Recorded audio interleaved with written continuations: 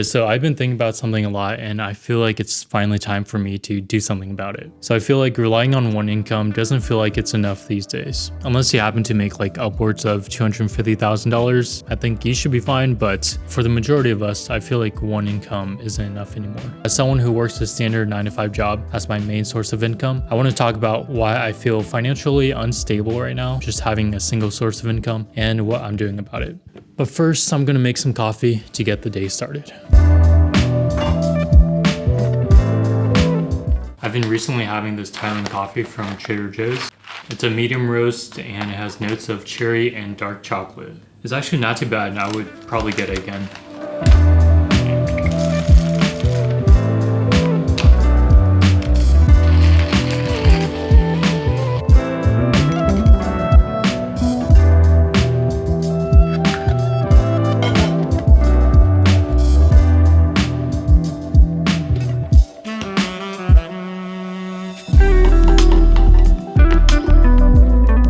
For those who are new here, hi, I'm Andrew. I'm a remote software engineer and I've been working for almost 4 years now. And over the course of my career, I've survived, I think, almost 4 layoffs. It is kind of scary just seeing how volatile the tech industry is.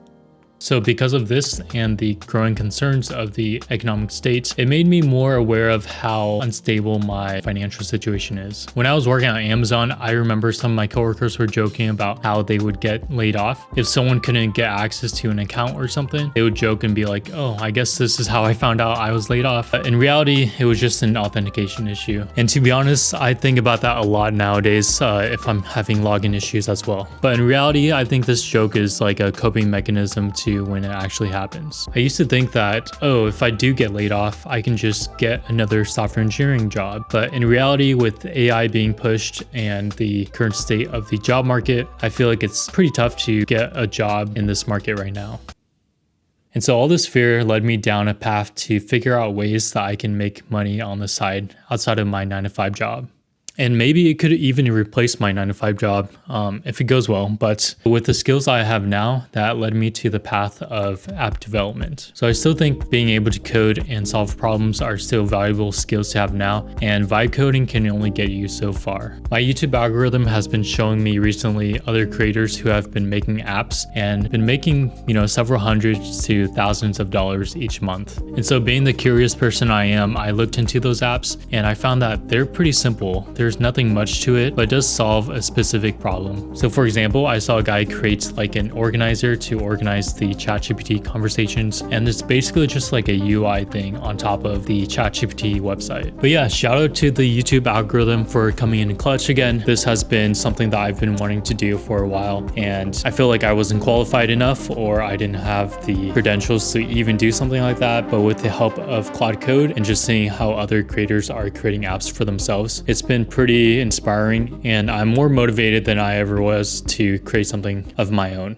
But yeah, stay tuned for more progress on the app. I'll keep you guys updated, but now it's time to do some actual work, so gotta get started.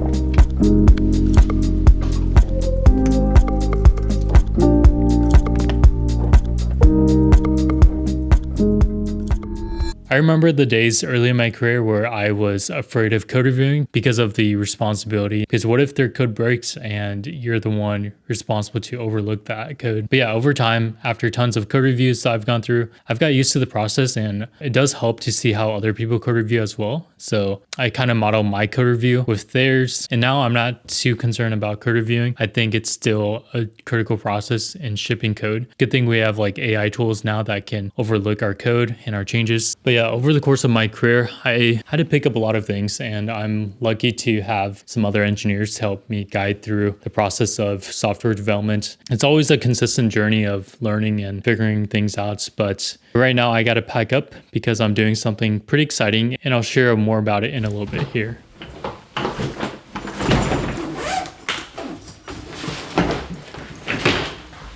So right now I'm going to be packing up because I'm going to a spot that I've been always wanting to go to.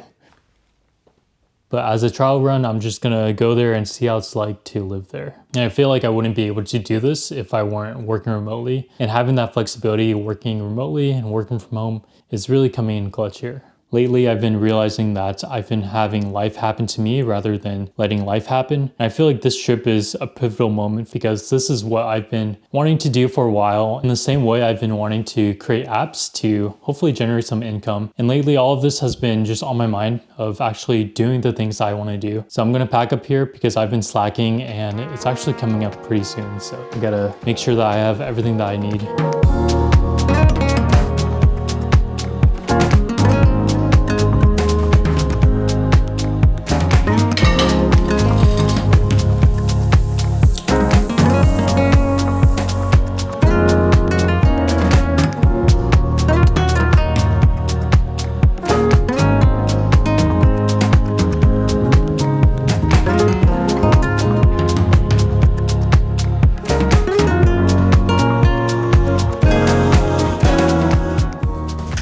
So I just finished up work. Now I need to continue packing because I'm going to bring a lot of stuff. I'm actually taking my car and driving it all the way down to that location. And so there are just a few more things I want to bring and make sure that I pack because I'll be staying there for a while.